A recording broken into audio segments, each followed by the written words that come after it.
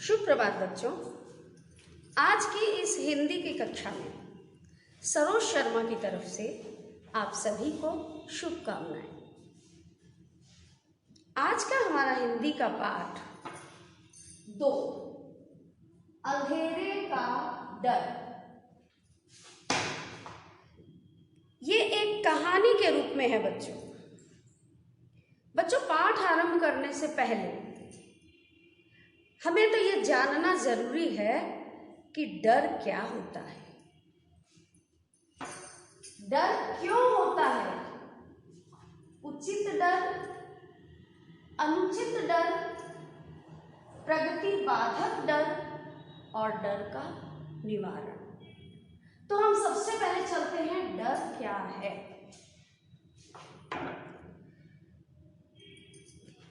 बच्चों, जब आप सड़क पे चल रहे हो, रास्ते में हो या आप छत पर चढ़े हुए हो, रास्ते में अचानक कोई गाय आपके पीछे लग जाती है या कोई बैल सींग उठाकर आपके पीछे लग जाता है या कोई कुत्ता जोर जोर से भौंकने लगता है और आप डर के भागने लगते हैं। स्वाभाविक है, उस समय आपके मुंह से चीखें भी निकलती हैं, वो होती हैं सहायता के लिए।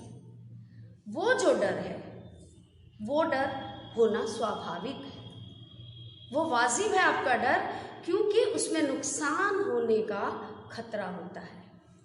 यदि गाय ने आपको मार दिया सींग, बैल ने आपको गिरा दिया या कुत्ते ने काट लिया, तो ये आपकी जिंदगी पर प्रभाव डालती है और इसे आकस्मिक घटनाएं हो सकती हैं। इसलिए आपका सहायता के लिए चिल्लाना और डर के भागना स्वाभाविक है। ये डर उचित डर के रूप में सामने आता है। अब हम आते हैं अनुचित डर को। हम पहले देखते हैं डर क्या है। ये तो हमने बताया, डर क्या है, एक नकारात्मक सोच है, एक नकारात्मक बाधा है। डर कुछ नहीं, हमारे अंदर की सोच है। डर एक नकारात्मक बाधा है जिसके अधीन हमें नहीं होना चाहिए। अब मैं आपको बताती हूं कि अनुचित डर क्या होता है। जैसे क्लास में आपको बुलाया जाता है बोर्ड पर, आपके शिक्षक आपको कोई प्रश्न देते हैं उसका हल करने के लिए, लेकिन आप डर कर सिकुड़ कर बैठ जाते हैं। ये स्थिति क्यों आती है? क्योंकि आपको लगता है कि मेरा कहीं गलत हो गया तो, मेरा क्लास में मजाक उड़ जाएगा तो, इसलिए आप सहम कर बैठ जाते हैं। तो ये डर आपका कौन सा है? ये अनुचित डर है। ये आपकी प्रगति में बाधक डर है। यदि आप डर के इसी तरह बैठ जाएंगे तो जीवन में कभी तरक्की नहीं कर पाएंगे। अब वही प्रश्न आप घर पे बहुत अच्छे से बनाते हैं, सही बनाते हैं, सुंदर राइटिंग में भी लिख लेते हैं, पूरा आपको याद है, लेकिन एग्जामिनेशन हॉल में आप प्रश्न पत्र देख के बहुत बार चकरा जाते हैं। आप कहते हैं मुझे तो कुछ आता ही नहीं, मैं ब्लैंक हो गया। क्यों? आपको ये भी एक डर है, मैंने जो याद किया था मैं सही लिख पाऊंगा या नहीं, इसलिए आप डरते हैं और अब ये डर आपको फिर प्रगति में बाधक हो जाता है।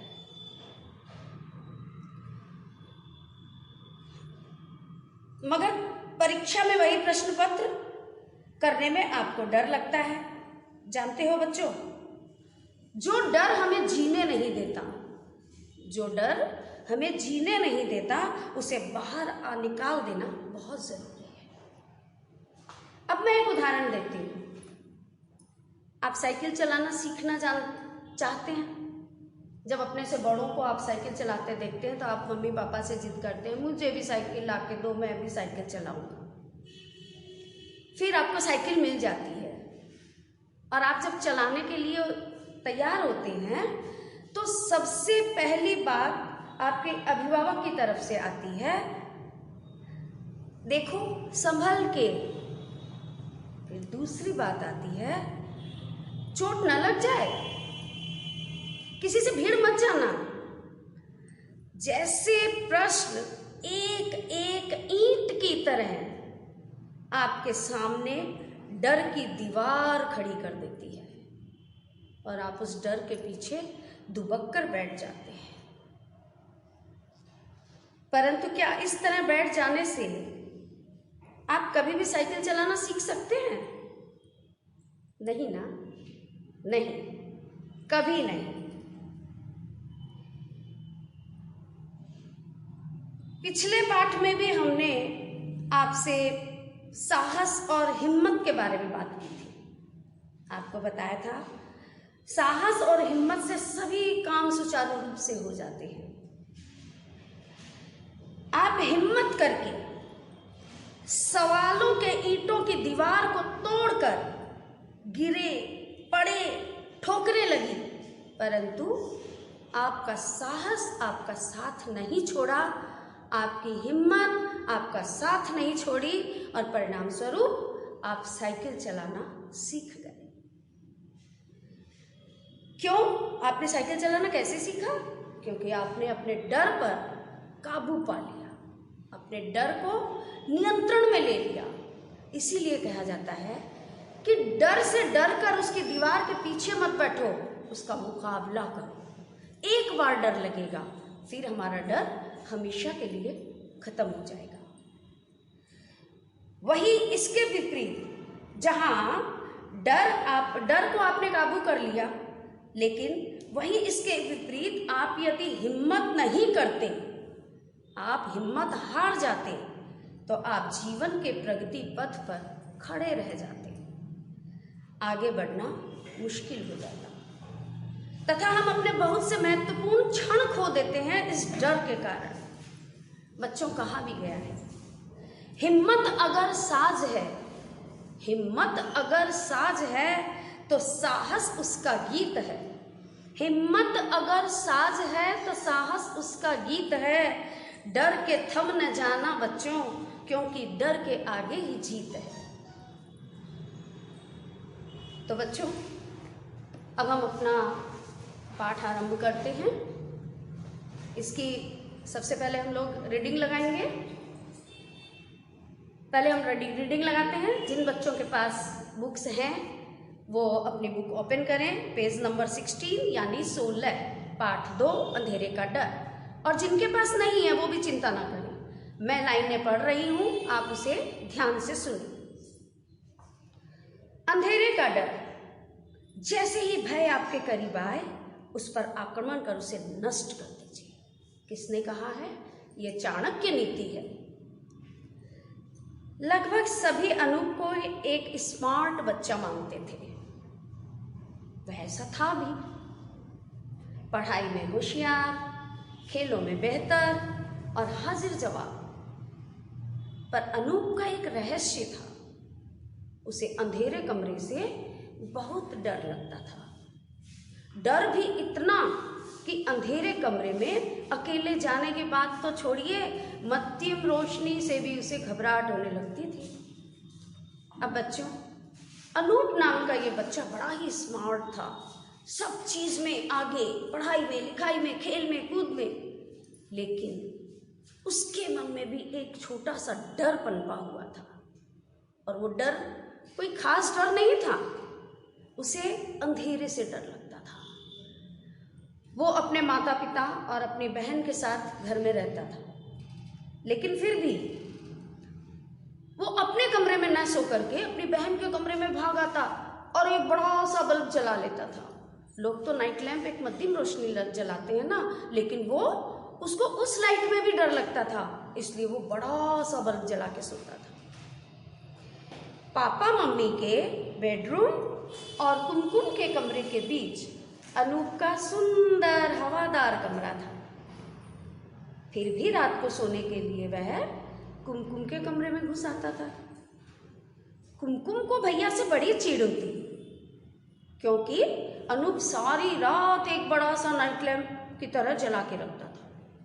अभी मैंने आपको बताया ना कि उसे इतना डर लगता था कि पापा मम्मी और बहन के कमरे के बीच में उसका सुंदर सा कमरा था, फिर भी उस सुंदरता को छोड़कर वो अपने डर के कारण इधर उधर भागते फिरता था।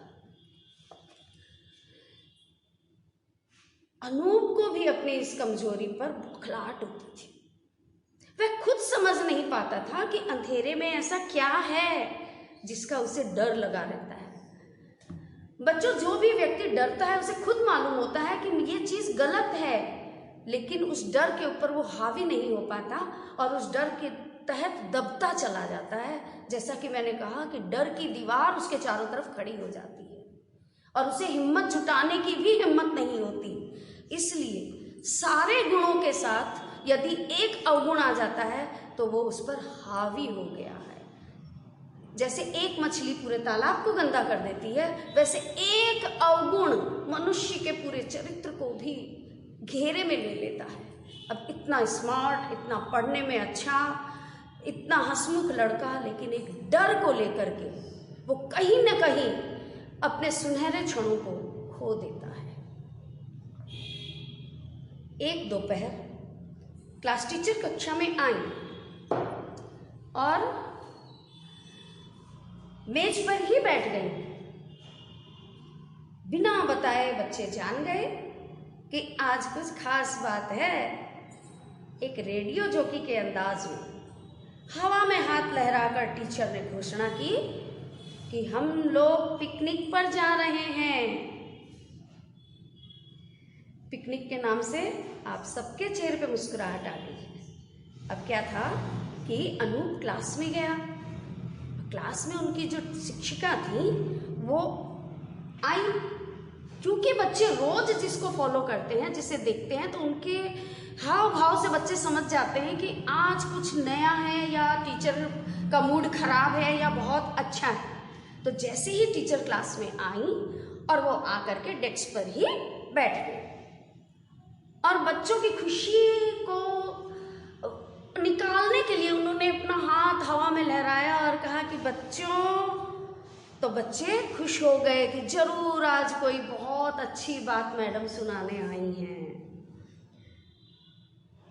तो जब टीचर ने कहा आज हम पिकनिक पर जा रहे हैं, तो बच्चे एक क्षण के लिए स्तब्ध हो गए। लेकिन अब बच्चों, पिकनिक पूरे 2 दिन और 2 रातों की थी। हर किसी को पिकनिक में आना जरूरी था।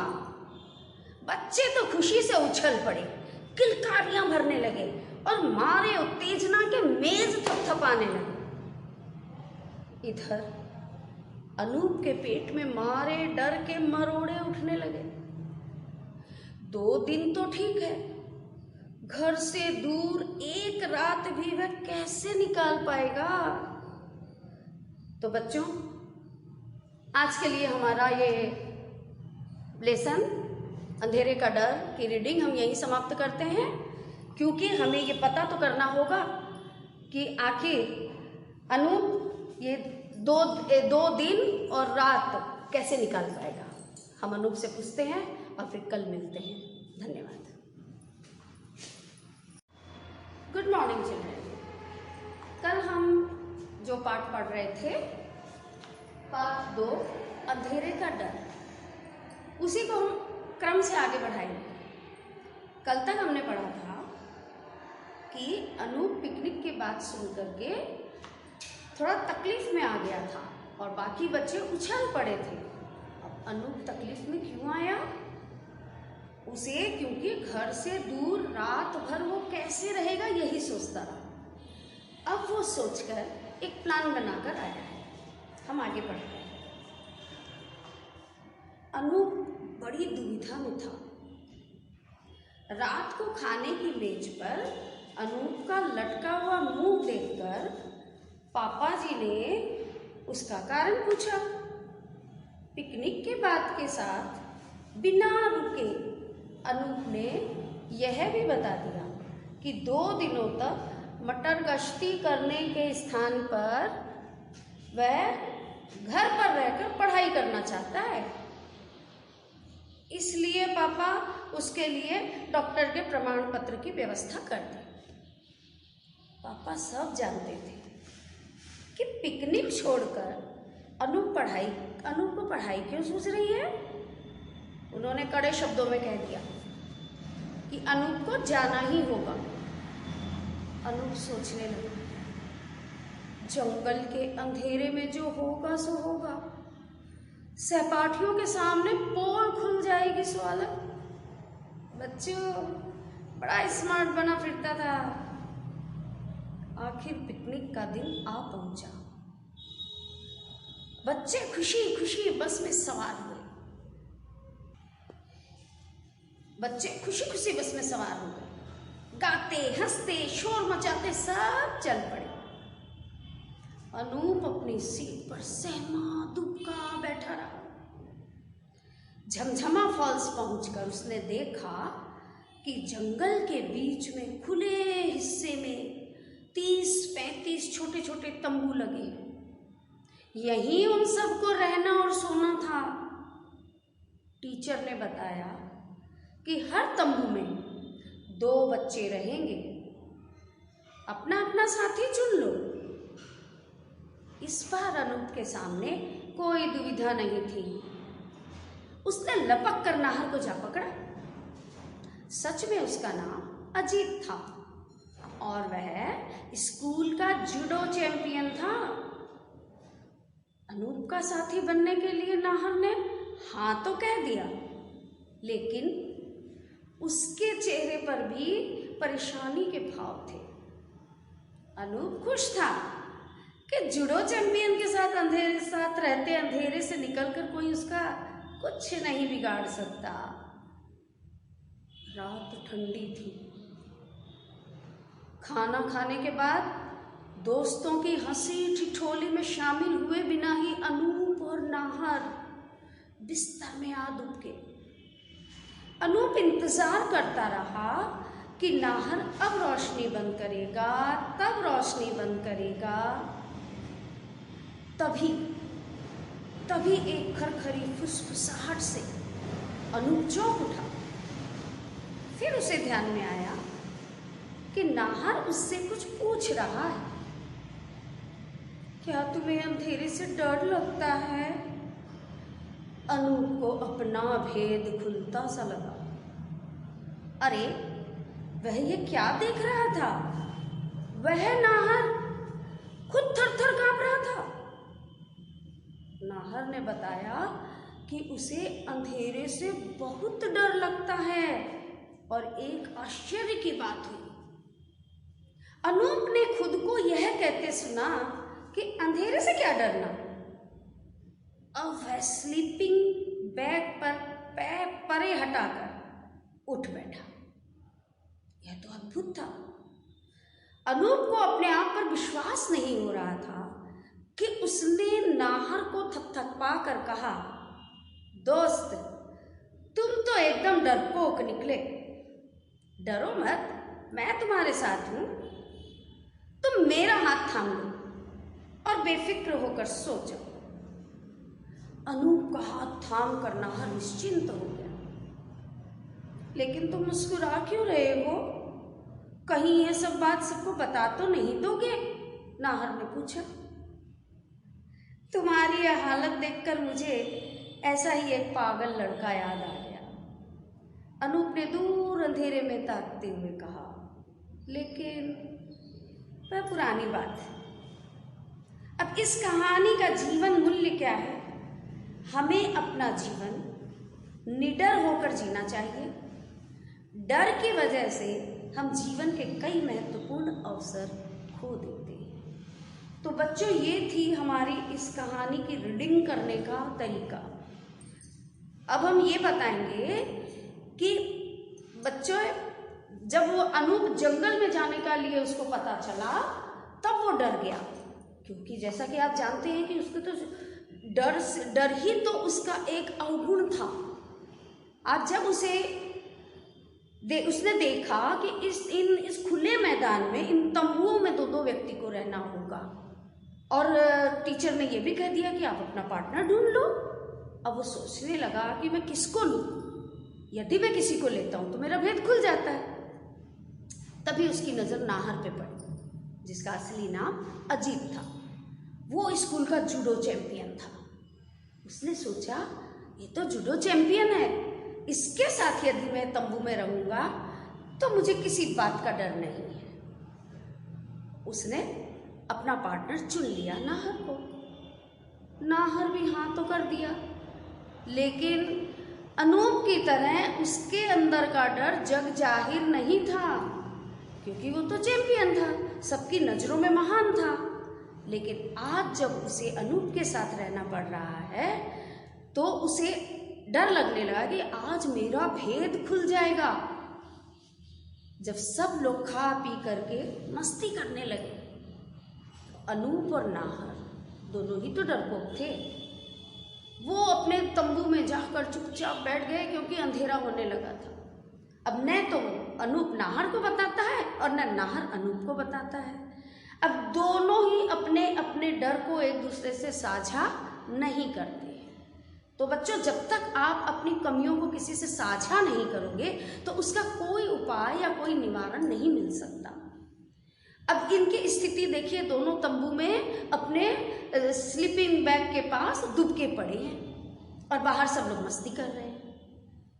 अब अनूप को लगा कि कोई उसे धीरे धीरे कुछ बोल रहा है, तो क्योंकि वो डरपोक था इसलिए वो एक बार डर गया। फिर उसे ध्यान आया कि इस तंबू के अंदर फुसफुसाहट की आवाज आ रही है, मेरे और नाहर के बीच तो कोई है ही नहीं, तो जरूर नाहर कुछ कह रहा है।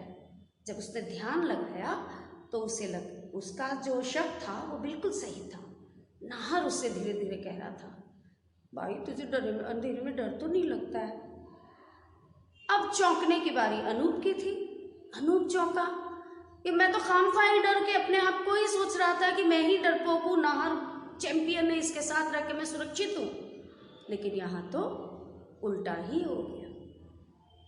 ये नाहर जो इतना बड़ा चैंपियन है वो भी डर की बात कर रहा है। अनायास अनूप के मुंह से निकला, तुम क्यों डरते हो? मैं तुम्हारे साथ हूँ, तुम मेरा हाथ पकड़ लो और निश्चिंत हो जाओ। उसने तैश में ये बात तो कह दी, लेकिन अब चूंकि अपनी प्रेस्टीज का भी सवाल है, भले ये सवाल प्रेस्टीज का रहा हो, अपनी इज्जत बचाने का रहा हो, उसके सामने धौंस जमाने का रहा हो, लेकिन उसने अपने डर को, अनूप ने अपने डर को जीत लिया। उसे खुद पे हंसी आने लगी कि आज मैंने ये क्या कर दिखाया। मैं कह रहा हूं कि तुम डरो मत, जबकि सबसे बड़ा डरपोका तो मैं ही। नाहर को लगा कि ये मुस्कुरा क्यों रहा, ये जरूर मेरा पोल खोलेगा सबके सामने कि मैं चैंपियन हूँ। ऐसे तो मैं स्कूल में चैंपियन बनता हूँ और मैं उस तंबू के अंदर डर रहा था। तो उसने आहिस्ते से पूछा, डरते डरते, तुम मुस्कुरा क्यों रहे हो? क्या मेरी बात सबको बता दोगे? मुझे बेइज्जत कर दोगे? अनूप ने कहा कि नहीं भाई, तुम्हारी ये बातें सुन करके मुझे एक पुरानी बात याद आ रही है। एक वो पागल लड़का याद आ रहा है जो भी कभी इस डर से डरा करता था, और वो पागल लड़का और कोई नहीं, अनूप अपने आप को कह रहा था। आज अनूप ने अपने आप को पहचान लिया और उसका डर उसके जीवन में से काफूर हो गया। तो बच्चों, मैंने पहले भी आप लोगों को, पिछली कविता में भी आप लोगों को ये चीज़ बताई थी कि जब हम डर पे या अपनी विपत्तियों पे हावी हो जाते हैं तो जीत हमारी निश्चित होती है। तो इसी से रिलेटेड आपका ये लेसन भी है, ये था डर। तो अब बच्चों, आपको ये पाठ तो समझ में आ ही गया होगा। मैं आपको असाइनमेंट दूंगी और उसके बाद आप लोगों को एक काम करने के लिए और कहूँगी, आप एक A4 साइज पेपर पे अपने मन के डर को लिखिएगा और उसके बाद उसका निवारण आपने कैसे किया वो जरूर बताइएगा। वो डर क्यों था, कब था, उसका निवारण कैसे हुआ, और उस पेपर को खूब अच्छे से डेकोरेट कीजिएगा। तो हम इसे एक्टिविटी के रूप में आपके बोर्ड पर डिस्प्ले करेंगे। तो आज के लिए इतना ही। धन्यवाद बच्चों।